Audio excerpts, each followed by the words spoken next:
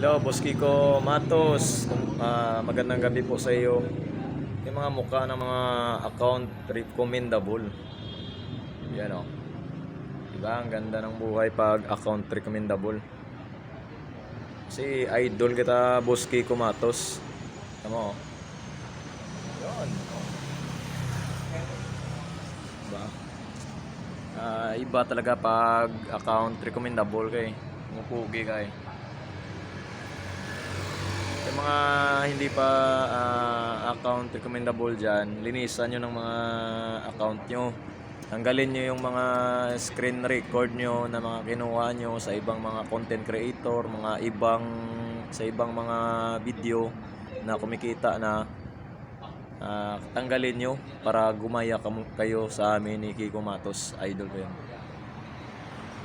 At sa mga na-delete dyan ng mga account ay kailangan nyo i-review yung account nyo. Baka meron kayong na-upload na hindi maganda. Basta i-check nyo lang po yung support inbox nyo palagi.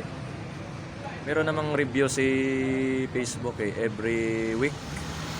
Tama ba ako? Diba? Ito yung buhay ng mga account recommendable. Tignan nyo guys. Hindi lang. You know.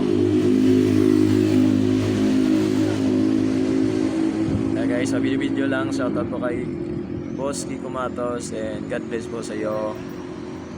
Pogi na mga account recommendable you know. Share it, sheesh.